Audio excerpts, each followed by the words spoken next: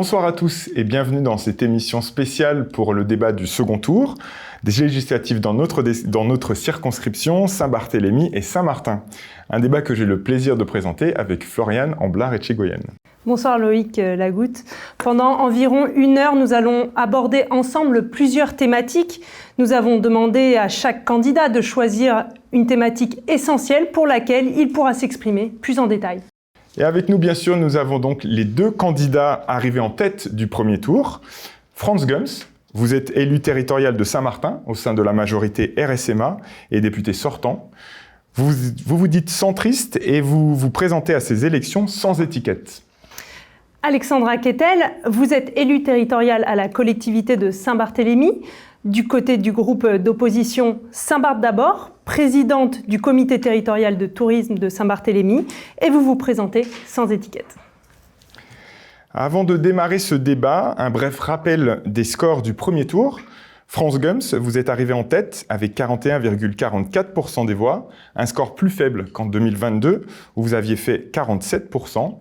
Derrière vous, pour sa première participation aux législatives, Alexandra Kettel avec 19,92% des voix. Vient ensuite Philippe Philidor, Clément Chaptelaine, Ricardo Bettel, Hervé Meunier, Lila Crimi et enfin Diane Félix. Alors pour commencer, au national, on bat des records de participation, 66,71%. Ici, dans notre circonscription, seuls 28,67% de participation. Alors, comment expliquer que c'est l'abstention qui a encore gagné ces élections ? Pour commencer, je vous donne la parole suite à notre tirage au sort, Monsieur Franz Gums.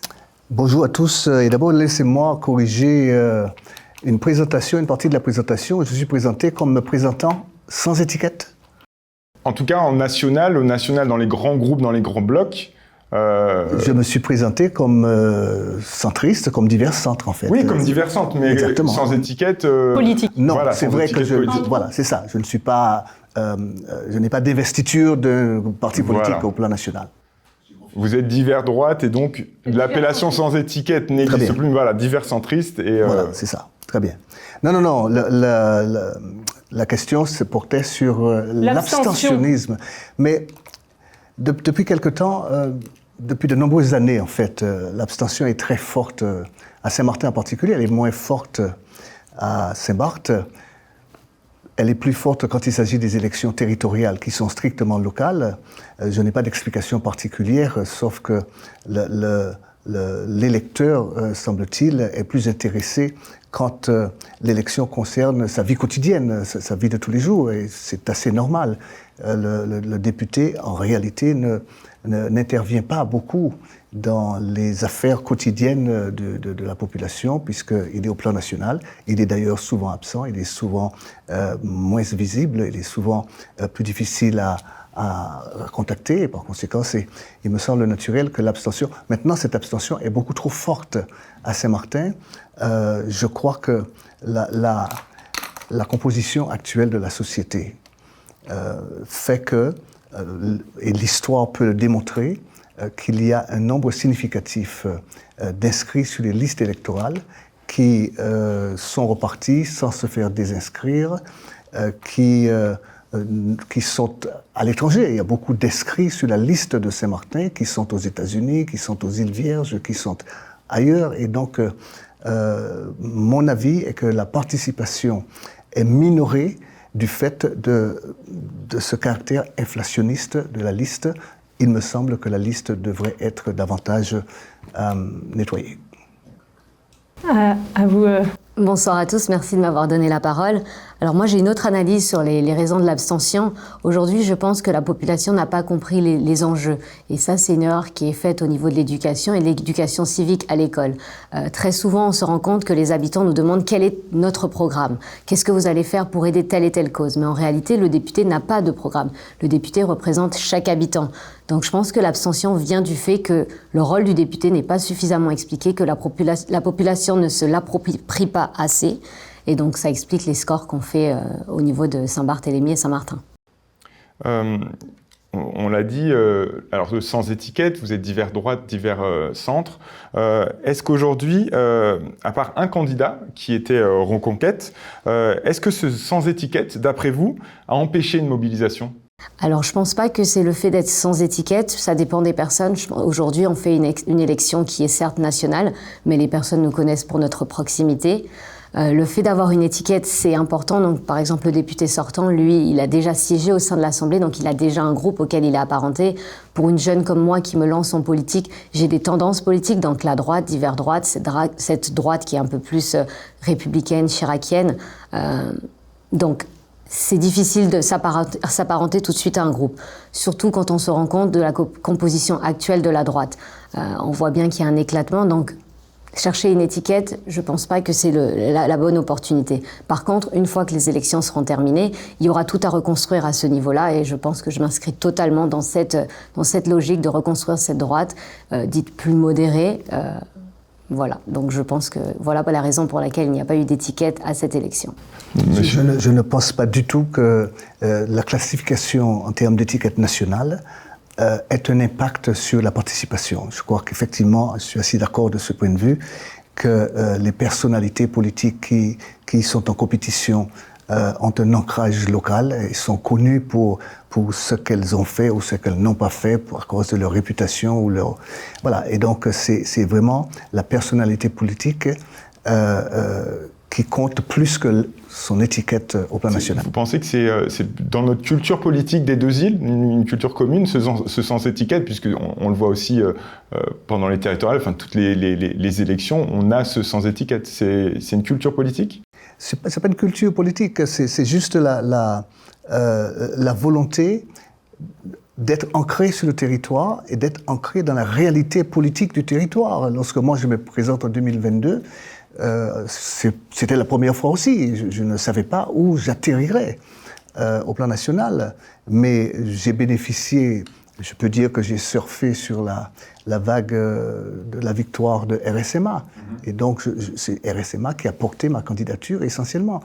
Si j'avais voulu accepter l'investiture d'un parti national, je ne suis pas sûr. Je suis même sûr que je n'aurais pas eu le même résultat si j'étais investi par un parti ou par l'autre. Parce que dans mes amis, ceux qui votent pour moi, dans mon électorat, il y a des personnes qui, au plan national, votent de manière très différente. Moi, je pense que le cas est différent pour Saint-Barthélemy. On a toujours eu une droite qui était assez forte. Bruno Magras, Michel Magras ont toujours représenté les Républicains et l'UMP avant.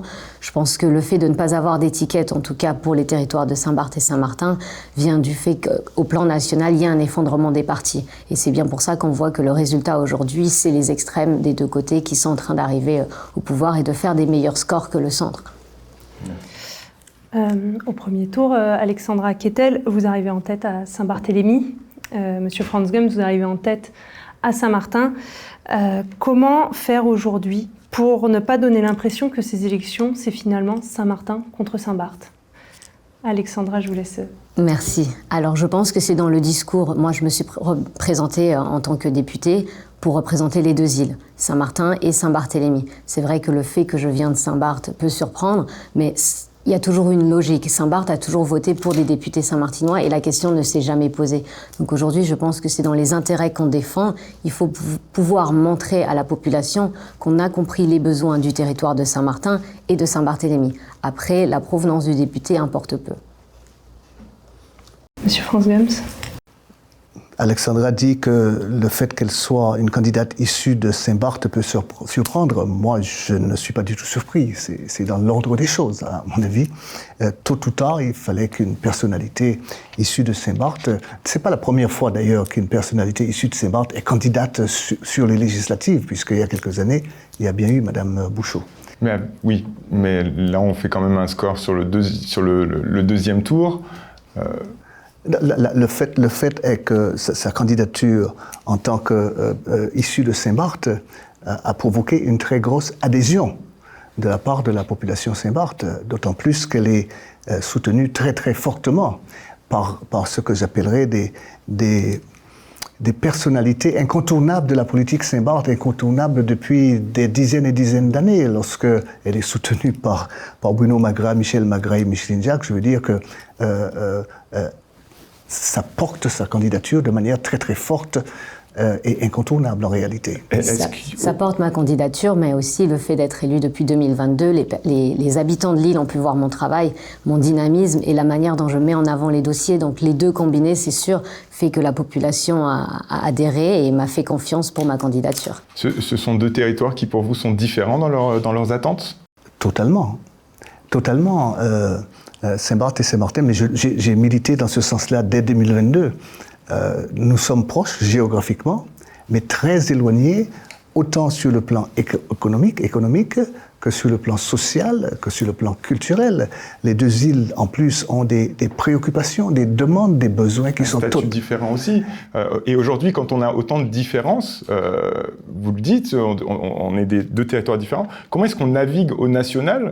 En fait, c'est un peu une élection d'hommes, au final, d'hommes et de femmes, mais vraiment de personnalités, non pas de groupes. Comment on navigue au national quand on est si loin, en fait, du modèle national ? Le député, il est... Je vais vous laisser. Voilà, il y a juste un petit retard de temps de parole. Pour respecter un petit peu le temps de parole, je vais vous donner la parole à Alexandra Quetel. Alors, comment on navigue ? Donc déjà, ce qu'il faut, c'est comprendre les deux territoires. Saint-Barthélemy a des besoins, Saint-Martin en a d'autres. À partir du moment où on les a compris, il faut les respecter. Mais il faut aussi voir qu'on a un intérêt commun. Aujourd'hui, je le dis et je le répète, Saint-Barthélemy n'a pas d'hôpital, l'hôpital il est à Saint-Martin. La continuité aérienne de Saint-Barthélemy passe par Saint-Martin. La sécurité de Saint-Barthélemy passe par Saint-Martin. Donc il y a des spécificités qui sont propres aux deux îles, mais il y a aussi des intérêts communs. Maintenant, il faut les respecter. Au niveau national, comment faire pour les défendre ? C'est une gymnastique d'esprit. C'est-à-dire savoir tout le temps, lorsqu'on défend un texte, le défendre pour Saint-Barth peut-être, mais ne pas le défendre pour Saint-Martin parce que l'intérêt est autre, et vice-versa. D'accord. Monsieur Gums. Et précisément cela, prendre en compte les besoins, les expressions de chacun des territoires. Et il n'y a pas de contradiction. Je veux dire que défendre les intérêts de Saint-Martin ne vise pas à pénaliser Saint-Barth et inversement. Je pense qu'on doit obligatoirement tenir compte de ce qui sort du terrain et le porter au plan national. Et ma pratique montre que c'était pas très très compliqué en réalité. Il y a des sujets qui concernent Saint-Martin que j'ai défendus en excluant Saint-Barth, en disant que ça ne concerne pas Saint-Barth. Il y a des sujets qui concernent Saint-Barth qu'on peut défendre en disant que ça ne concerne que Saint-Barth et pas Saint-Martin, par exemple. Mais ça n'est pas, c'est une gymnastique, ça n'est pas très compliqué. Il faut écouter ce qui vient du territoire. Madame Alexandra Quetel, vous avez plus de 20 points d'écart au premier tour. Les voix à aller chercher sont nombreuses, plus de 1400. Plusieurs candidats ont appelé à voter pour vous, dont Philippe Philidor et Clément Chapdelaine, le candidat à Reconquête. Ils cumulent à eux deux 1850 voix, assez pour faire la différence au second tour finalement. Est-ce que c'est une stratégie de barrage aux candidats sortants ou des idées convergentes ? Alors une stratégie, non. Je ne mets pas en place de stratégie politique. Par contre, je l'ai dit et je le dis toujours, toutes les personnes qui voient en ma candidature une opportunité de faire avancer les deux îles, je les invite à se rapprocher de moi et à discuter. Alors je remercie tous les candidats qui voient justement et croient en cette candidature. Maintenant, un appel au vote, c'est une chose, mais c'est aussi mon rôle à moi de convaincre chaque habitant de Saint-Martin de mes compétences. Donc je crois fermement à ça. Après, la stratégie maintenant, si on doit parler d'une stratégie pour Saint-Barth, c'est bien entendu d'aller convaincre davantage aussi de ce côté-là. Merci. France Gums, de votre côté, où est-ce qu'on va chercher ces voix manquantes ? D'abord, vous avez donné une information qui ne me semble pas très exacte, puisque vous avez dit que Philippe Philidor a appelé à voter pour Alexandra Quetel. C'est Daniel Gibbs qui a appelé pour voter pour Daniel. Oui, le suppléant de M. Philidor. Voilà. Mais par ailleurs, un journal a indiqué effectivement que Philidor demandait à voter Alexandra Quetel. Le journal le journal a pris la précaution de m'appeler pour me dire qu'en réalité, l'information qu'ils ont donnée dans le papier ne venait pas de Philidor. Donc aujourd'hui, Philidor et Daniel Gibbs ne sont pas en accord sur les consignes de vote ? Je vous dis que j'ai vu la publication de Daniel Gibbs qui était très nette, et j'ai vu ce matin la publication de Philippe Philidor qui ne dit pas voter Alexandra Quetel. Alors, le suppléant de Philidor appelle à voter Alexandra Quetel. C'est Daniel Gibbs, oui. Mais c'est une... Ça va quand même... Il y a d'autres ça ne joue pas en votre faveur. c'est pas censé jouer à ma faveur. Simplement, au premier tour, Philidor, qui est le candidat, a eu 71 voix à Saint-Barth. Monsieur Daniel Gibbs aura beau inviter ses électeurs à lui de voter pour Alexandra Ketel, je ne suis pas sûr que les électeurs de Philippe Philidor suivront la recommandation de Daniel Gibbs. D'autre part, on sent bien que M. Daniel Gibbs est motivé, à mon avis, c'est mon avis personnel, Là davantage. et sans vous couper, aujourd'hui, il ne s'agit pas de savoir ce que va décider Daniel Gibbs ou Philippe Philidor, mais plutôt vous, où est-ce que vous allez chercher ces voix? Ce sont ces voix qui ont voté Philippe Philidor, qui n'est plus candidat, les voix de Bethel Ricardo qui ont voté... Vous êtes entretenu avec eux déjà? Je me suis entretenu avec ces deux candidats-là, c'est sûr et certain. Et pourquoi il n'y a pas d'annonce publique, de consigne de vote Mon avis personnel, sans que je sois au centre des discussions internes à chacun des groupes, c'est que le candidat et leur leader ne sont pas exactement sur la même ligne. D'accord. Si je peux me permettre, je pense que la difficulté aujourd'hui, c'est ce que j'ai vu avec la jeunesse qui s'impliquait en politique à Saint-Martin, et un petit peu intimidé par la situation. C'est vrai qu'il y a eu des discours qui ont séparé Saint-Barth et Saint-Martin, et je pense que ça a causé aussi pas mal de tort, en tout cas, à cette jeunesse qui voulait se lancer et qui peut-être voyait en une candidature ou l'autre un meilleur choix pour l'avenir des deux îles. Moi, je respecte parfaitement les candidatures de cette jeunesse. C'est eux qui ont l'avenir devant eux. Mais je crains qu'ils soient... comment dirais-je, influencés par leurs leaders respectifs. Après, il y a une logique dans le fait que Daniel Gibbs appelle à voter pour moi, parce que Daniel Gibbs est de droite et a toujours été de droite. Donc je vois mal Daniel Gibbs appeler à voter pour un candidat macroniste, donc ça va être difficile. Macroniste, c'est un terme que je réfute parfois. Pardon, alors un candidat centriste. Et d'ailleurs, vous êtes divers droite, vous êtes divers centre. Oui. Comment on fait pour aller chercher l'électorat de gauche aujourd'hui? Comment on fait pour les mobiliser? Est-ce que c'est encore possible de mobiliser cet électorat? Sur le plan... Allez-y, Alexandra Ketel, vous avez un temps de retard. J'ai un petit retard. Alors, pour le mobiliser, en tout cas, moi, je ne vais pas aller faire de promesses qui ne seront pas tenues. Ma ligne de conduite est à droite. Donc, ce que je promets de faire, c'est pour Saint-Martin, de prendre en compte toute la partie qui est sociale. Ce qui se passe pour Saint-Barth ne peut pas se passer pour Saint-Martin. On a besoin d'aide sociale, on a besoin d'accompagner la population. On a aussi besoin que la solidarité nationale soit tenue. Donc ça, c'est des discours qui sont propres aussi à la gauche et qui font partie de cette droite un peu plus modérée et que je sais qui appelle à cette population plus socialiste. Sur le plan saint-martinois strict, mon électorat, j'en ai autant de gauche et parfois d'extrême gauche que de droite et parfois d'extrême droite. Et donc la conception de l'idéologie de gauche et de droite ne fonctionne pas très bien sur Saint-Martin, pour ce qui me concerne, mon électorat, parce qu'ils viennent de tous les partis si on les rattache à une idéologie nationale. Donc je ne cherche pas un électorat de gauche, je ne cherche pas un électorat de droite, je cherche un électorat saint-martinois et Saint-Barth. D'accord. Alors, pour terminer sur cette thématique, juste une petite dernière question rapidement, un dernier mot. Sur le territoire national, les partis politiques de la majorité présidentielle et du nouveau Front populaire demandent un vote de barrage face au Rassemblement national. Comment vous placez-vous par rapport à cela ? Je vous laisse la parole comme vous êtes. Personnellement, je trouve ça très dangereux parce qu'aujourd'hui, on a vu les résultats. Et les deux premiers partis, donc on a le RN, en deuxième, le Front populaire, et en troisième, le parti de la majorité présidentielle avec le MoDem. Du coup, le président va présider, mais il va y avoir d'autres partis qui vont être importants. Donc il faut savoir naviguer parmi tous les groupes politiques, et ce sera ça tout l'intérêt du député, c'est-à-dire de parler autant à la gauche, à l'extrême gauche, à la droite, à l'extrême droite. Et le faire dans un parti présidentiel qui aujourd'hui est la raison pour laquelle la population vote ces extrêmes, ça va être très compliqué. Monsieur Gibbs.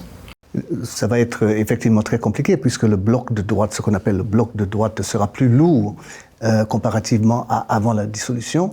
Le bloc de gauche, je ne sais pas s'il sera plus lourd. Je constate qu'il y a une petite difficulté que je pressens dans le bloc de gauche puisque il y a deux des partis formant le Front populaire qui ne sont pas sur la même ligne idéologique souvent. Et donc, je ne sais pas si l'accord électoral qu'ils ont actuellement va durer dans le temps. Si ça dure dans le temps, tant mieux pour eux, ils resteront forts. Mais je crains que l'idéologie va prendre le dessus à un moment ou à un autre. Quant à la manière que tout cela va fonctionner, effectivement, le concept de barrage du RN, cette idée-là n'existe pas sur nos îles. Et donc, c'est pas un scénario auquel nous, on est confrontés. Et par conséquent, je constate bien que c'est ce qui se passe au plan national. Il y a beaucoup de triangulaires qui auront lieu. Il y a une très grande incertitude en réalité sur le résultat final qui sera la composition de l'Assemblée nationale. De toutes les façons, avant la dissolution comme après la dissolution, ma conviction, c'est qu'il n'y aura pas de majorité absolue. Et donc, gouverner la France nécessitera de manière obligatoire des accords transpartisans avec les uns et les autres, parce que personne n'aura assez de voix pour faire une majorité absolue. Merci. Merci. On va aborder la première thématique de ce débat. C'est le pouvoir d'achat. France Gums, c'est la thématique que vous avez désignée comme essentielle pour ce débat. Vous aurez donc la possibilité de défendre une mesure phare de votre programme. Alors, ma question, que faire aujourd'hui pour améliorer le niveau de vie des Français ? Les trois principaux blocs ont chacun fait des propositions sur le sujet, et notamment sur les salaires. Comment est-ce qu'on permet aujourd'hui aux Saint-Martinois comme aux Saint-Barthélemy de mieux gagner leur vie ? Et on va donner la parole à Alexandra Kettel. Alors, ce que les habitants aimeraient entendre, c'est que pour mieux gagner sa vie, il faudrait que les salaires soient plus hauts, donc on rehausse le SMIC. Mais en réalité, pour Saint-Martin, ce qu'on veut, c'est du dynamisme économique. Pour qu'il y ait du dynamisme économique, il faut que les charges sociales des patrons soient moins fortes. Donc pour ça, on ne peut pas forcément augmenter le SMIC. Donc pour moi, il faut garder le SMIC au même niveau. Ce qu'il faut par contre pour le pouvoir d'achat et pour favoriser le porte-monnaie des habitants, c'est pouvoir leur donner des moyens en matière de, par exemple, d'énergie. Les factures d'électricité qui sont très lourdes. Le chèque énergie, notamment avec la solidarité nationale, devrait s'appliquer sur Saint-Martin. Vous avez terminé, monsieur Gums, allez-y. Sur le sujet du pouvoir d'achat. Le pouvoir d'achat, on doit essayer d'abord de comprendre d'où ça vient. Le pouvoir d'achat dépend aussi du coût de la vie. Je veux dire que si le coût de la vie est très cher, le pouvoir d'achat est plus haut. Les deux sont corrélés. Et j'avais été désigné secrétaire d'une commission d'enquête sur la vie chère en Outre-mer, qui a travaillé également sur Saint-Martin et dans l'ensemble des Outre-mer. Et nous avons déterminé en fait trois grandes causes structurelles à un coût de la vie élevé. Une vie chère, c'est d'abord l'exiguïté de nos marchés, l'exiguïté des îles. Si on a des petits marchés, ça veut dire qu'on travaille sur des petites quantités. Quand on travaille sur des petites quantités... Je vous laisserai développer là-dessus, mais sur le salaire, sur le sujet des salaires, aujourd'hui, vous vous positionnez comment ? Je ne vais pas suivre ceux qui préconisent un SMIC à 1 600 €, parce que je crois que ça n'est pas raisonnable. C'est pas ça qui va produire plus d'emplois. Au contraire, ça va détruire de l'emploi.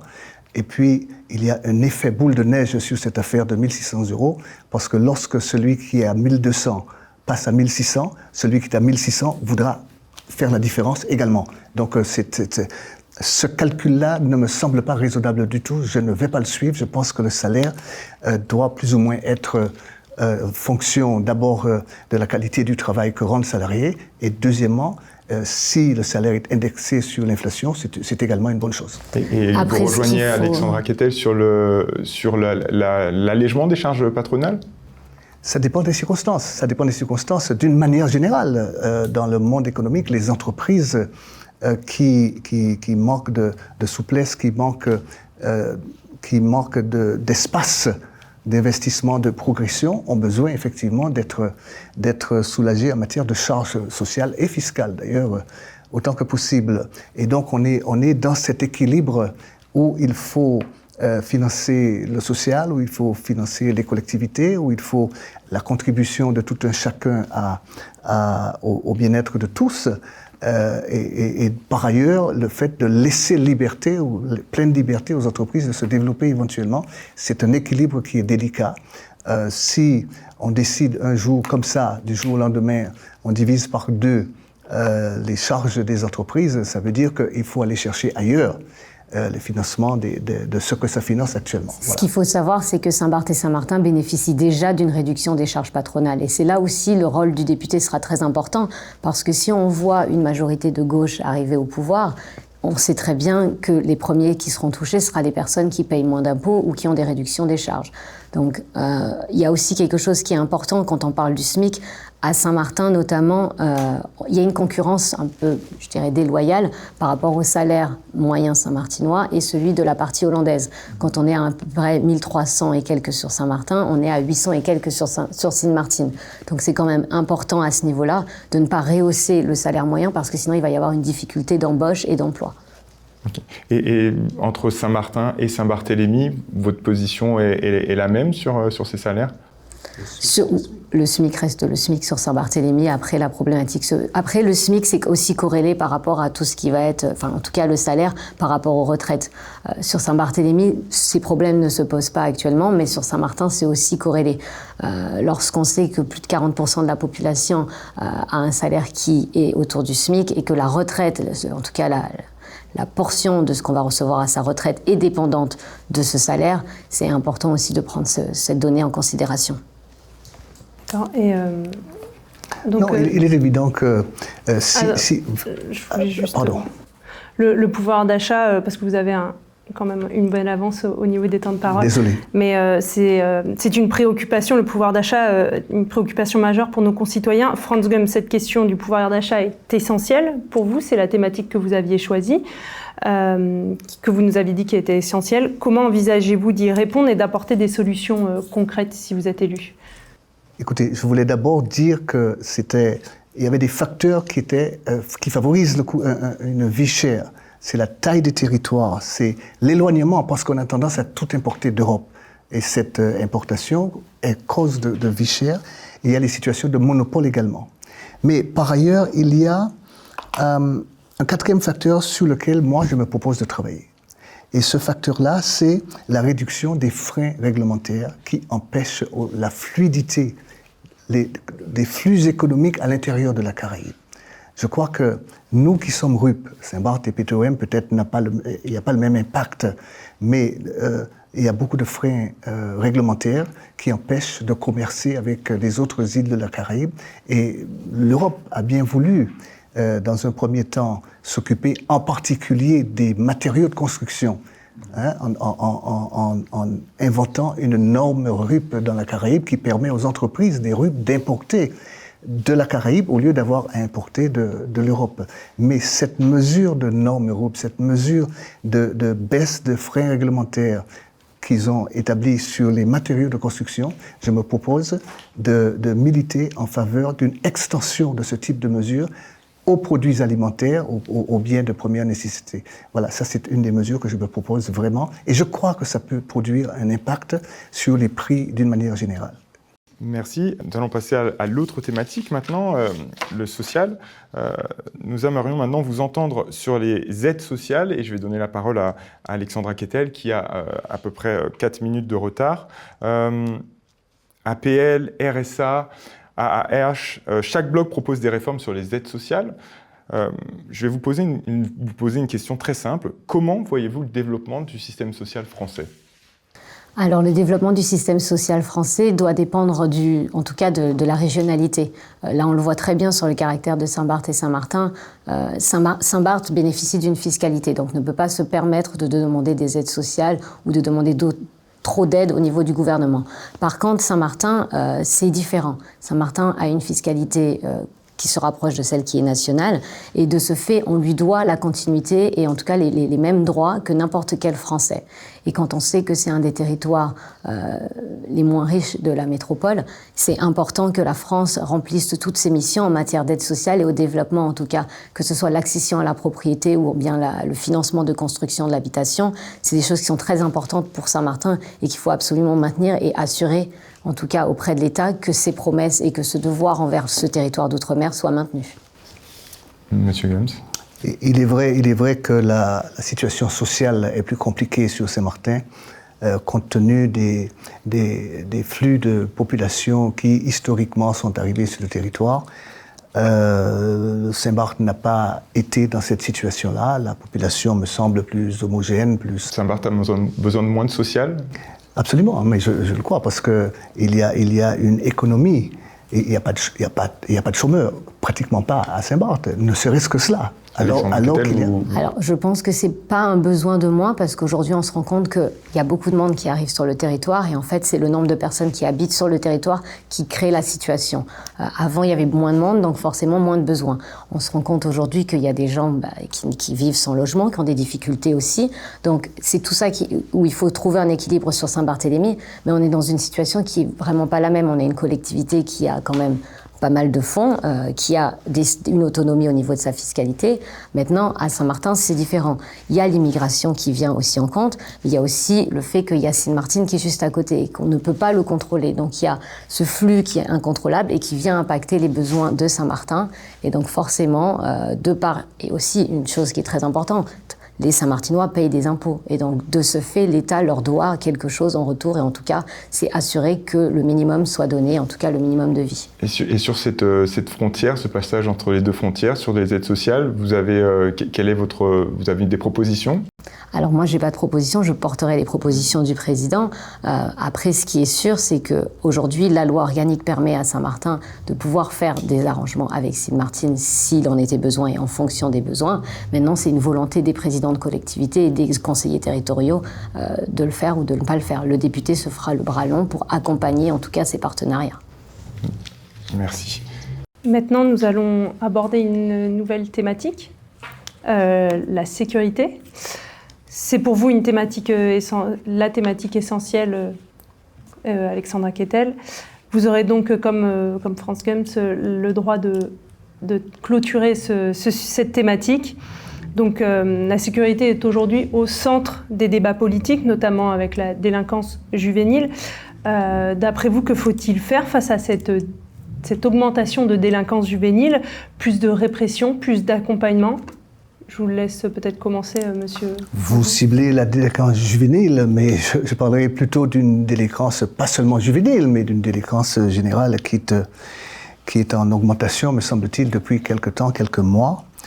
Je pense qu'il y a, pour résoudre ce type de problème, il faut le prendre par plusieurs bouts à la fois. Vous savez qu'un enfant qui naît avec des parents. Donc la responsabilité parentale est une réalité. A parfois des déficits. Mais ensuite, après que les enfants aient atteint l'âge de l'école aussi a sa responsabilité en termes d'éducation et d'instruction des enfants, de respect des règles. Et sur les parents, pour vous, est-ce qu'on doit punir ces parents? Non. Parce qu'il y a eu des propositions d'arrêt d'aide sociale aux parents d'enfants récidivistes. Non, il faut encadrer les parents. Il faut pas leur enlever l'aide. Comment on les encadre? On ne peut pas enlever l'aide sociale à un parent qui est déjà en déficit. Je veux dire que s'il lui enlève l'aide, il est encore plus en déficit. Comment il fait? Il accompagne son enfant pour vendre de la drogue, du coup, pour se nourrir. Et donc, non, on faut pas. Moi, je ne suis pas d'accord pour punir les parents, je suis d'accord pour éduquer les parents. Mais ça, c'est le rôle de la collectivité. Il faut mettre des moyens humains pour éduquer les enfants, pour encadrer les parents et les enfants. Et à quel niveau on met les moyens humains? Les moyens humains, c'est ce qu'on appelait des grands frères, c'est ce qu'on appelait des éducateurs de rue, c'est ce qu'on appelle... Il en faut en réalité beaucoup plus pour être dans les quartiers où la jeunesse est laissée à elle-même parce que les parents eux-mêmes ne s'en occupent pas. Il faut des palliatifs à cette image d'encadrant parental qui est en déficit. Mais c'est ce que j'appelle des moyens humains, des ressources humaines, parce qu'on aura beau construire les équipements de loisirs, le terrain de basket ou la salle de jeu, s'il n'y a pas de l'encadrement humain, ça ne fonctionnera pas. Donc c'est au national que ça se joue. Alexandra Kettel, est-ce que vous partagez cette vision? Est-ce que pour vous, on doit punir les parents les parents de délinquants récidivistes? Alors pour moi, la sécurité sur les deux territoires, elle est importante. Encore une fois, pour que les territoires se développent et que les habitants puissent vivre comme il se doit avec une bonne qualité de vie, il faut qu'ils se sentent aussi en sécurité. Et pour qu'il y ait une sécurité, pour qu'il y ait un développement économique, il faut qu'il y ait de la sécurité. Maintenant, c'est un sujet qui est quand même multidimensionnel, d'ordre psychologique, économique et sécuritaire. Mais il y a deux axes. Il y a la prévention et il y a l'accompagnement et la sanction. 3 axes, pardon. Sur la prévention, c'est toute la partie sur la jeunesse. Donc certes, il faut des encadrants, des éducateurs de rue qui ont montré de très bons résultats sur Saint-Martin. C'est aussi quelque chose qui est en train d'être développé sur Saint-Barth. Mais il faut aussi pouvoir promouvoir toutes les politiques familiales, c'est-à-dire avoir des parcs, avoir des stades, pouvoir offrir des activités en fait aux enfants pour qu'ils puissent passer du temps autre que de traîner dans la rue c'est ça en fait. Et pour les parents, maintenant, il faut les accompagner. Donc des vraies politiques familiales. Une jeune mère qui a 17 ans et qui a 2 enfants, la punir parce qu'un de ses enfants a commis des crimes, c'est la punir encore plus en fait. Parce qu'en réalité, elle ne va jamais sortir de cette boucle. Donc il faut accompagner les parents, pas les punir. Et puis je pense que c'est tout. Vous aviez une autre question ? Je vous laisserai après terminer parce que c'est votre thématique, mais oui. J'aimerais juste, est-ce qu'aujourd'hui, puisqu'on l'a vu dans des programmes au national, est-ce qu'on doit punir un mineur de plus de 16 ans comme un adulte ? Je pense que, pour moi en tout cas, je pense qu'il faut une certaine sévérité au-dessus de 16 ans parce qu'on se rend compte que la jeunesse est consciente à partir de 11-12 ans. Après, punir, tout est relatif. Il faut voir quelle infraction a été commise, mais ce qu'il faut surtout, c'est faire de la prévention, c'est-à-dire prendre notre jeunesse à la base pour éviter qu'on en arrive là. Mais vous dites, on n'est pas assez sévère aujourd'hui avec la délinquance juvénile ? Je pense que lorsqu'on a 16-17 ans et qu'on passe à tabac une personne âgée, oui, je pense que c'est pas assez sévère et que la personne s'en sort. Non, il y a des principes de base et arrivé à un certain âge, on est certes jeune, mais ce qu'on fait, nos actions ont des répercussions. Très bien. Je vais vous laisser conclure cette thématique. Vous avez 4 minutes de retard sur le temps de parole, donc je vais vous laisser parler sur cette thématique de la sécurité qui pour vous est essentielle. Alors pour moi c'est essentiel, donc ce qu'on peut faire, donc je vais séparer Saint-Barth et Saint-Martin aujourd'hui parce qu'il y a 2 cas différents. Sur Saint-Barthélemy, nous on a déjà travaillé sur un procédé qui permettrait en tout cas à la police territoriale d'avoir plus de compétences, c'est-à-dire de pouvoir créer un lien avec la gendarmerie pour quadriller l'île et pouvoir réagir plus rapidement au niveau de la délinquance. C'est vrai que dernièrement il y a eu beaucoup de sujets sur des actes qui ont été commis. Quand on regarde les chiffres, il n'y a pas plus d'actes de violence, par contre la violence est plus forte. Donc c'est à ce niveau-là qu'il faut agir. C'est-à-dire qu'il y a des agressions qui sont plus fortes.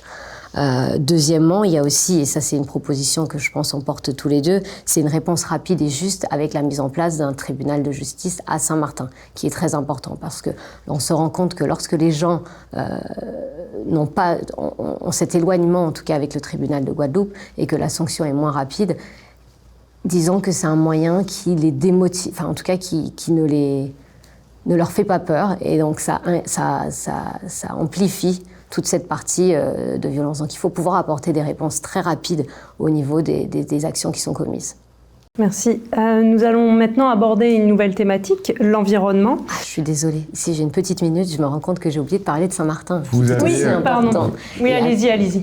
Et c'est vrai qu'à Saint-Martin, il y a un souci aussi à ce niveau-là, c'est-à-dire c'est quelque chose qui a été mis en place depuis longtemps, c'était un travail qui a été commencé, c'est un partenariat avec la partie française et la partie hollandaise. Parce que si on met en place quelque chose sur Saint-Martin et que c'est pas implémenté sur la partie hollandaise en termes de sécurité, ce sera difficile de faire avancer la situation. Et je sais qu'un travail a déjà été commencé à ce niveau, donc ce sera de poursuivre et de s'assurer que ce soit bien mis en place. Finalement, vous êtes plutôt proche des idées de France Gums sur cette question de la sécurité ? Vous rejoignez sur plusieurs éléments ? Je pense que c'est des éléments qu'on avait tous en commun parce que c'est des discussions qui ont lieu aussi au niveau du CIOM, du Comité interministériel des Outre-mer, donc que tous les présidents de collectivités ont pu échanger et débattre dessus. Et les parlementaires. Et les parlementaires, oui. Merci. Du coup, nous allons maintenant aborder la thématique de l'environnement. Dans les programmes politiques au national, on voit plusieurs choses. La suppression du parc éolien du côté du Rassemblement national, la construction de centrales nucléaires du côté de la majorité présidentielle, des véhicules électriques. Quelle place pour vous à l'environnement dans vos convictions politiques ? Je vous Alexandra laisse... Quetel, vous avez 2 minutes de retard sur le temps de parole, ça y donc on est, va vous donner la parole. Je rattrape mon retard. Vous rattrapez, mais il vous reste encore 2 minutes. Très bien. Donc, en matière d'environnement, ce qu'il faut savoir, c'est que nous, à Saint-Barthélemy, on a la compétence. Donc, tout ce qui se passe au niveau national, c'est important. Ça permet de créer une dynamisme, mais c'est une dynamisme qu'on avait déjà entamée. Et comme on en a la compétence, c'est pas quelque chose sur lequel on attend pour que l'État agisse. Par contre, à Saint-Martin, c'est autre chose. La compétence, elle n'y est pas. Et encore une fois, l'État a ce devoir d'accompagner en termes d'environnement, notamment tout ce qui est sargasse, qui est une problématique qui impacte l'économie de nos territoires. Pour ce qui est de la transition énergétique, il faut que l'État s'assure qu'il y ait bien une continuité en alimentation électrique et qu'elle garantisse à tous les Saint-Martinois de pouvoir avoir accès à l'énergie à un tarif qui est convenable. Et on en revient au sujet qui était abordé tout à l'heure, c'était ce chèque énergie. D'accord, merci. Franz Guns, sur l'environnement. Vous avez posé la question de l'environnement, mais sous l'angle notamment des énergies, de l'énergie en particulier. Parce que vous avez parlé de nucléaire, d'éoliennes, d'énergie fossile. On ne fera pas une centrale nucléaire à Saint-Martin, mais on est encore aujourd'hui à Saint-Martin sur de l'énergie fossile. Ce sur quoi nous sommes absolument d'accord, c'est qu'on ne peut pas continuer indéfiniment de compter uniquement sur le pétrole, sur l'énergie fossile. Il faudra, à côté de l'énergie fossile, ou en remplacement de l'énergie fossile, ce qu'on appelle les énergies alternatives, dont le solaire, puisque nous avons beaucoup de soleil, sauf que ce n'est pas encore bien réglé le stockage du soleil, de l'énergie solaire. Nous avons l'éolienne aussi, qui peut se développer. Et pourquoi aujourd'hui on n'a pas plus de solaire, justement à Saint-Barth, il y a quand même une avance sur cette question-là. Pourquoi à Saint-Martin on ne voit pas plus de panneaux solaires? Est-ce que ça vient justement de cette aide qui ne vient pas pour équiper les foyers en énergie solaire? Il y a une volonté d'abord des autorités locales qui pourraient fiscaliser, je veux dire, ou défiscaliser ces choses-là pour les particuliers ou pour les entreprises. Mais par ailleurs, il y a... Mais en tant que justement issu de la majorité territoriale... Je suis pour l'encouragement aux particuliers, une défiscalisation aux particuliers ou une aide directe aux particuliers pour qu'ils s'équipent en solaire. Voilà ma position personnelle, que je dois partager avec la majorité et que je dois convaincre la majorité d'aller dans cette direction-là. Mais par ailleurs, sur le plan plus global, il faut qu'on sorte de cette histoire d'énergie fossile. On ne peut pas continuer. Mais il y a un dispositif, une procédure nationale qui s'appelle le plan pluriannuel de l'énergie, le plan particulier, je ne sais plus, PPE, qui est exigé par l'État et dans lequel on met la politique d'énergie du territoire, mais sur une durée longue, 10 ans, 15 ans, étape par étape. Et cette PPE doit être validée par la CRE, l'institution indépendante nationale qui analyse tout ça et qui vous dit ça peut se faire, ça ne peut pas se faire. Saint-Barth a fait le sien, c'est vrai. Avant nous on a fait ensuite. Et tout cela est entre les mains des autorités nationales, pour ce qui nous concerne, qui doivent valider ce qu'on a fait, nous faire des observations peut-être pour qu'on rectifie. Mais dans notre PPE, nous avons bien mis cette orientation obligatoire de sortie progressive du fossile pour rentrer davantage d'énergie alternative. D'accord. Ce qu'il faut savoir, c'est que la PPE, je vais l'expliquer un peu aux auditeurs, c'est en fait un plan dans lequel les territoires disent et expliquent voilà notre vision à 5, 10, 15 ans pour le territoire en matière d'énergie renouvelable, etc. Donc la PPE, c'est un compte-rendu qu'on propose au gouvernement qui le valide ou le valide pas. Maintenant, les deux collectivités ont la compétence énergie, donc elles n'ont pas besoin d'attendre la validation de l'État pour avancer en matière d'énergie. Pourquoi il n'y a pas autant de solaire et à Saint-Martin, mais à Saint-Barth aussi, malheureusement, c'est quelque chose qu'on déplore. Moi, je pense que sur Saint-Martin, le solaire, ça coûte de l'argent. Ça a coûté de l'argent, maintenant ça se démocratise, c'est de moins en moins cher. Par contre, il y a des fonds au niveau de Saint-Martin qui peuvent être attribués, les fonds européens, qui peuvent être donnés aux foyers pour qu'ils puissent s'équiper. Les collectivités, en tout cas à Saint-Barthélemy, c'est ce qui a été fait, encouragent l'équipement au solaire en donnant des subventions. Encore une fois, parce qu'à Saint-Barthélemy, on ne paye pas d'impôts, donc on ne peut pas demander des fonds Et les deux territoires ont bénéficié des aides nationales comme Agir Plus Pas Saint-Barthélemy, parce que justement, on repart sur le cœur de Saint-Barthélemy, c'est son autonomie fiscale. Donc à partir du moment où on ne paye pas d'impôts, on ne peut pas demander d'argent à l'État. Donc on reste dans ce schéma. À Saint-Martin, c'est différent. Il y a des impôts et il y a des subventions qui peuvent être apportées. Après, la collectivité peut, si elle le souhaite, faire des demandes, offrir des subventions supplémentaires. Après, il y a aussi une sensibilisation. C'est vrai que nos territoires se sont développés très rapidement et les générations n'ont pas forcément évolué de la même façon, au même rythme qu'en métropole. Et pour finir, moi, ce que je vois au niveau du développement du solaire, En tout cas, c'est qu'il y a la problématique de rachat d'énergie. Donc quand on met un panneau solaire, c'est une chose, mais il faut soit construire un local de stockage à batterie, soit alors le rebalancer sur le réseau comme c'est fait en métropole. Mais aujourd'hui, nos territoires n'ont pas cette possibilité et c'est ce qui limite le développement. Parce que dans ce cas-là, le propriétaire se dit « Ah oui, mais comment je fais? Je ne vais pas aller m'embêter avec un panneau solaire ». Et pour finir, il y a une question, et là je pense que c'est à tous les territoires de la Caraïbe d'y réfléchir ensemble, c'est le recyclage. Parce qu'aujourd'hui, on sait que les panneaux solaires, ils ont une durée de vie, mais il va falloir trouver un moyen de le recycler. Parce que si c'est pour faire venir un panneau solaire de Chine ou d'Europe, notamment d'Europe parce que Saint-Martin a des obligations avec l'Europe, et qu'on doit le renvoyer là-bas pour le recyclage, tout le concept de CO2, etc., va dans le sens inverse. Donc il faudrait qu'on puisse trouver ce moyen de recycler, en tout cas localement, sur le bassin Caraïbe, les panneaux solaires, ce qui inciterait en fait et qui mettrait en place un vrai plan de développement des énergies renouvelables. Est-ce qu'il y a eu des propositions de mise en place de biomasse, de la technologie biomasse? Est-ce que c'est des choses que vous défendez en tant que député pour les deux îles? Alors, Saint-Martin a une unité déjà qui traite les ordures pour produire de l'énergie. Saint-Martin n'a pas ça, effectivement. La biomasse peut aussi être d'un produit importé qui vient remplacer le pétrole. Je ne suis pas sûr qu'importer des masses importantes de pellets, on appelle ça, pour faire les petites ballots qu'on brûle. Voilà. Je ne suis pas sûr que sur le plan bilan carbone, ça soit très intéressant parce que ça vient souvent du Canada. Mais on fait comment alors si aujourd'hui quelle est la solution aujourd'hui si on veut sortir du fossile? Il faut aller dans l'innovation technologique. On le voit sur des petits territoires qui ont des contraintes comme les nôtres. Il faut innover. Nous, la centrale en tout cas qui est en place à Saint-Barthélemy, elle produit de la vapeur qui produit de l'énergie. Donc déjà ça, c'est une première étape. Après, il y a plein de technologies qui peuvent venir s'additionner pour aider les territoires à développer un peu l'irréalisable. Et c'est comme ça qu'on y arrivera. Après, il faut aussi faire beaucoup de sensibilisation, et j'insiste dessus parce qu'il faut que les personnes adhèrent en fait à ces concepts pour pouvoir se les approprier et les faire vivre. Parce qu'on peut mettre en place, payer 10 millions d'euros pour une nouvelle technologie qui n'est pas utilisée par la population ou qui n'est pas, dans la population n'adhère pas, ça n'a aucun but. Il y a une dernière source tout de même auquel moi j'ai pensé, et nous sommes plusieurs à avoir pensé, c'est la géothermie.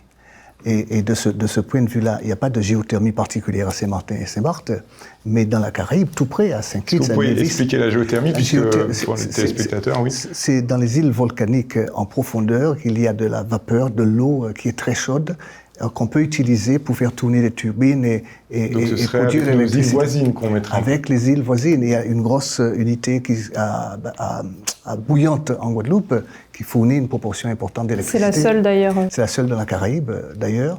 Mais il y a du potentiel important à Nevis ici et puis à Saba ou à Saint-Eustache, dans une des îles proches, les îles qui sont volcaniques en général. Ça demande des financements, des investissements extrêmement importants. Et c'est là que l'Europe peut intervenir. De la même manière qu'ils sont intervenus pour réaliser un radar ici météorologique, ici à Saint-Martin, qui sert à Saint-Martin, qui sert à Saint-Barth également, mais c'est bien l'Europe qui a contribué. Donc c'est la mutualisation. Voilà, c'est ça, une vraie coopération régionale. Après, si je peux me permettre de rebondir quand même, attention parce que donc c'est une bonne idée qui paraît en théorie, mais en réalité, la difficulté pour nos territoires, c'est de se retrouver dépendants d'une source d'énergie qui soit ailleurs. Il faut faire très attention. Donc, en développer une, pourquoi pas pour Saint-Martin, mais pour Saint-Barthélemy, on a toujours eu cette idée que, d'ailleurs, c'était un projet d'EDF, c'était d'avoir ce câble qui relie Saint-Barth à Saint-Martin pour être approvisionné en énergie. La difficulté, c'est que si un territoire ne peut pas rebondir dessus, ça rend l'autre dépendant. Donc, il faut faire attention lorsqu'on développe les énergies et toujours s'assurer d'avoir une certaine autonomie au sein même de son territoire pour éviter de devenir dépendant des autres. Il est sûr que l'autonomie est absolument nécessaire. L'indépendance totale n'existe pas. Merci. Visiblement, l'environnement est un sujet qui vous fait consommer du temps de parole. Vous êtes pratiquement à égalité avec un petit écart encore pour Alexandra, qui a à peu près 1 minute de retard. Donc, je vais donc vous donner la parole, Alexandra, sur notre prochaine thématique. Il s'agit d'immigration, qui occupe une place centrale dans les débats. Aujourd'hui, est-ce que nous sommes trop souples en matière de politique d'accueil ?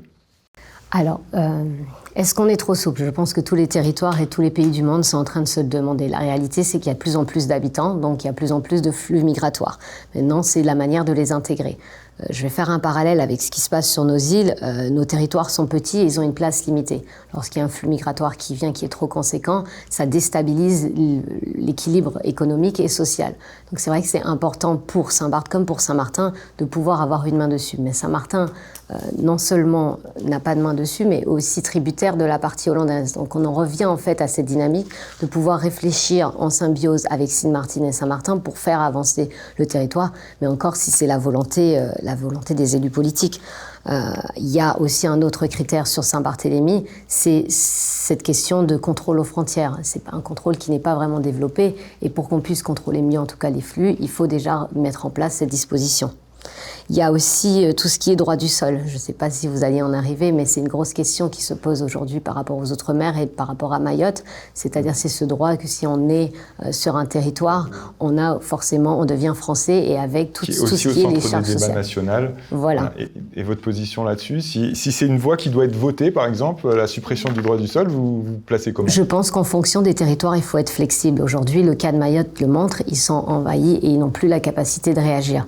Donc ça pourrait être quelque chose qui puisse être enlevé. D'ailleurs, c'est une mesure qui a été portée par Gérald Darmanin, donc la majorité présidentielle, dont l'idée, ce n'est pas d'interdire à vie le droit du sol, pour toujours, et de l'inscrire, mais c'est de se dire, aujourd'hui, on a une situation migratoire qui est compliquée, il faut peut-être temporiser, modérer en arrêtant un moment, et après, en fonction, la remettre.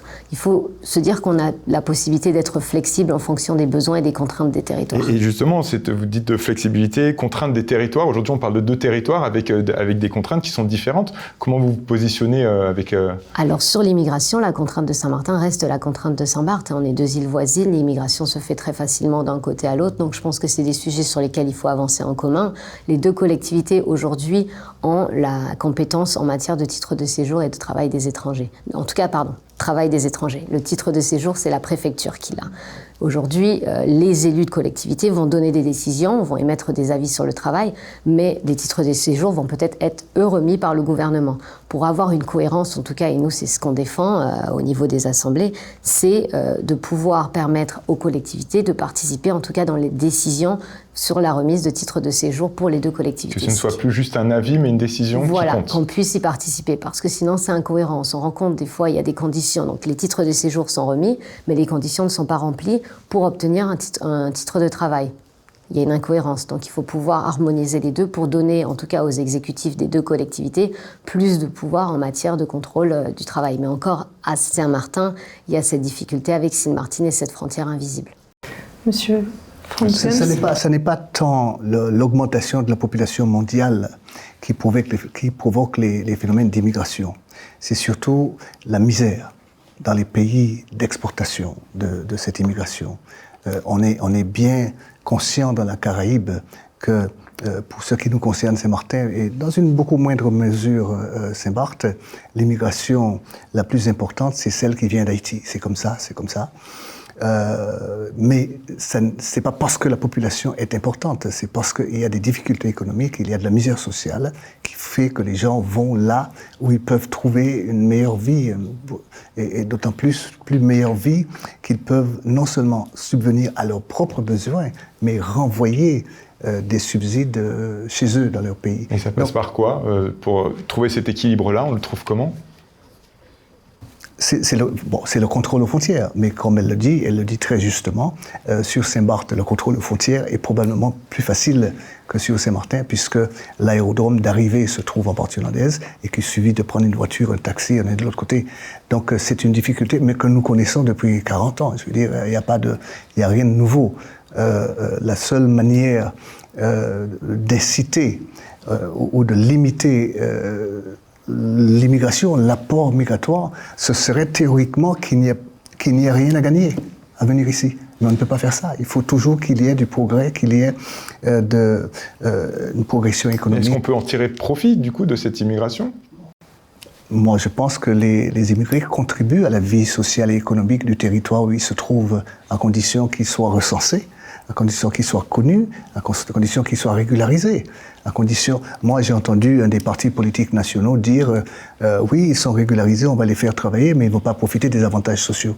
C'est assez éthiquement, je veux dire, immoral. Et par conséquent, moi, je suis pour le contrôle dans le sens qui est où. C'est voilà, recensement. Mais si les gens sont honnêtes, d'honnêtes travailleurs qui cherchent à gagner leur vie, je n'ai pas de raison d'être dans l'exclusion ou dans la...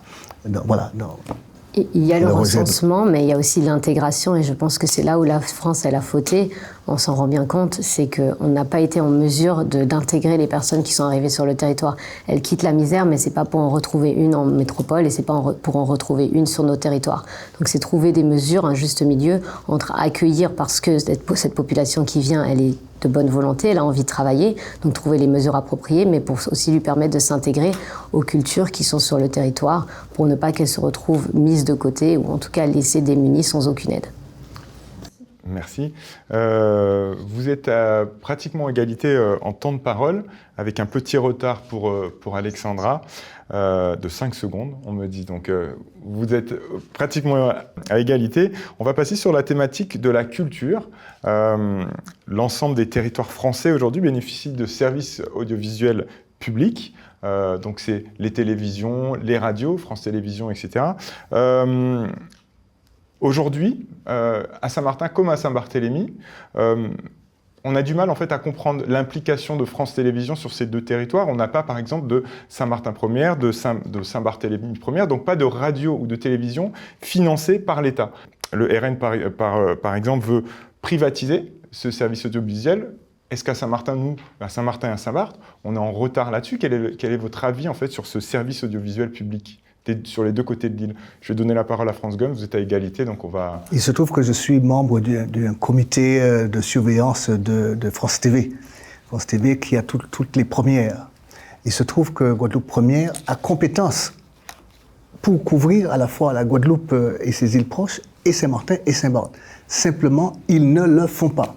Et donc, moi, je me plains auprès de la direction nationale, Madame Ernotte, pour ne pas la nommer de France Télévisions, pour lui dire, vous avez le devoir de couvrir les citoyens de Saint-Martin et de Saint-Barthélemy. Est-ce que c'est un devoir aujourd'hui Ils ont l'obligation, c'est le service public de l'audiovisuel doit servir tous les citoyens français où qu'ils se trouvent. Je veux dire, vous avez de Guadeloupe Première à l'obligation, mon avis est là, de servir le public de Saint-Martin et de Saint-Barth aussi bien qu'ils servent le public de Guadeloupe. Guadeloupe Première a une antenne à Saint-Martin, n'a pas d'antenne à Saint-Barthélemy, mais il y a des déplacements, il y a des gens qui font le déplacement, donc ça existe quand même. Guadeloupe Première parle de Saint-Martin. Trop peu, beaucoup trop peu. Trop peu à votre avis? Absolument. Et je sais qu'il y a des sujets qui sont proposés par le correspondant local qui ne sont pas pris en compte au niveau de la Guadeloupe. D'accord. Et donc, c'est... il faut que le système fonctionne. Il faut juste que le système fonctionne tel qu'il est prévu de fonctionner. Et pourquoi il ne fonctionne pas? Il dysfonctionne parce que c'est toujours pareil. Lorsque les directions des grands services publics sont éloignées de nous, nos territoires qui sont éloignés, les directions régionales ont tendance, naturellement, dirais-je, à négliger, à oublier de rendre un service équivalent ici que le service qu'ils pourraient rendre autour de... Mais est-ce que ce serait possible, par exemple, d'avoir à Guadeloupe Première autant de temps pour Saint-Martin, Saint-Barthélemy et la Guadeloupe? Non, mais plus de temps quand même. Je vous dis que je suis député depuis 2 ans. J'ai été invité à Guadeloupe Première une fois. Alexandra Kettel, alors pour moi, on est les oubliés de ces services-là? Je pense qu'on est les oubliés, oui, effectivement. Moi, je le vois à Saint-Barthélemy et Saint-Martin. Heureusement, on a la chance de vous avoir en tant que télévision, mais on a du mal à communiquer autre. À Saint-Barthélemy, on n'a qu'un journal. C'est un journal écrit. À Saint-Martin, bon, il y en a plusieurs, mais encore une fois... beaucoup de la communication aujourd'hui se fait sur les réseaux sociaux et ça ne devrait pas.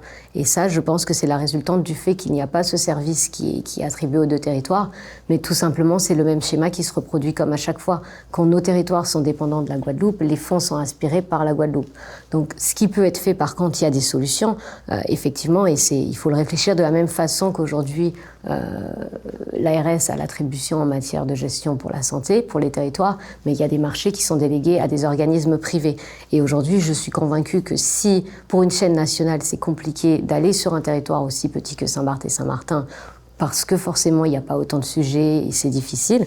Il faut pouvoir attribuer des marchés, en tout cas ces fonds, à des personnes qui en ont déjà montré les initiatives. Il y a des radios, de la presse locale et il y a aussi des télévisions, des chaînes télévisées qui se développent. Donc il faut les encourager peut-être à, en tout cas, reprendre la main sur cette continuité audiovisuelle sur les territoires et je pense que c'est très important. De ce point de vue, je suis tout à fait d'accord. Non seulement l'ARS, elle a mentionné le service public de l'audiovisuel, le même phénomène se produit avec le système judiciaire, le même problème se reproduit avec l'éducation nationale. Les grands services publics de l'État qui doivent rendre service à nous aussi ne le rendent pas aussi bien qu'on le souhaite parce que nous sommes excentrés par rapport au positionnement de ces grands services. Je vous remercie. Ce débat arrive à son terme. Je vais donc vous laisser à chacun 1 minute pour répondre à la question pourquoi les électeurs doivent-ils vous choisir samedi. Alors Alexandra, vous allez commencer. Vous avez 2 minutes. Vous n'aurez qu'1 minute puisqu'on doit rattraper les temps de parole. Je suis devant. Non, vous avez 2 minutes de retard. Donc vous avez 1 minute supplémentaire par rapport à France Gums. Ah oui, d'accord. Alors pourquoi me choisir? Alors c'est vrai que j'ai une candidature, les Saint-Martinois ont appris à me connaître, les Saint-Barth me connaissent déjà. Ils savent ma détermination et la manière dont je fais avancer les dossiers. Certes, je suis jeune, mais aujourd'hui je suis entourée de personnes d'expérience qui ont siégé au niveau d'assemblée, qui savent comment faire fonctionner les choses pour les territoires et aussi comment naviguer dans cette nouvelle assemblée de demain qui sera compliquée, où il faudra pouvoir parler à tous les groupes politiques. Après, ce qui est important en tout cas pour samedi, pour tous les électeurs, c'est d'aller voter. C'est la première chose que je dirais, de se renseigner sur les programmes de tous les candidats et ensuite de faire leur propre choix. Moi, je propose la jeunesse, le dynamisme, avec l'expérience. Merci. France Gums. Je pense que j'ai quelques avantages sur ma compétitrice par rapport à cette élection. D'abord, j'ai une certaine connaissance, puisque une certaine pratique des institutions. J'ai une connaissance des 2 territoires à la fois. J'ai une cohérence politique avec les 2 territoires à la fois. Et ce sont des avantages que je présente par rapport à Alexandra et que j'explique aux électeurs de profiter de ces avantages-là pour me redonner la main sur l'Assemblée nationale. Merci beaucoup et c'est ainsi que se termine ce débat. Merci aux 2 candidats d'y avoir participé. Vous l'aurez compris, le prochain rendez-vous c'est samedi aux urnes. Très bonne soirée à vous. Très bonne soirée.